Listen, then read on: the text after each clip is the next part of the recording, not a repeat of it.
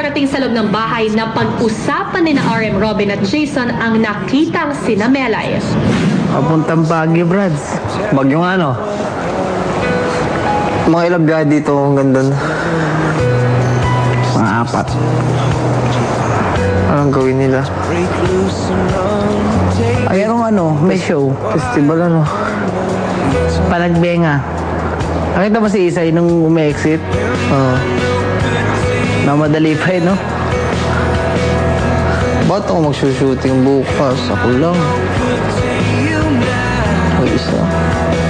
Panagbenga. Panagbenga. Alat na yan. Alo, kasama ko. Kasama sila pang timbo, ano? Andun nga, kumakaway pa nga eh. Hindi ba nakita kumakaway pa? Si Isay lang nakita.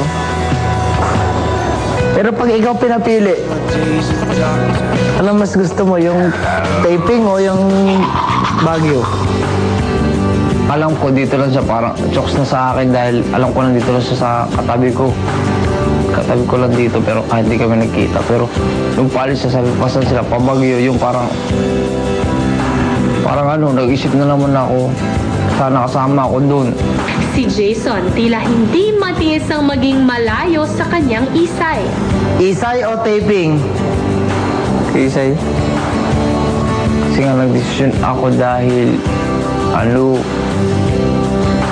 sa gusto ko din na mag-usap kami ni Isay para maayos.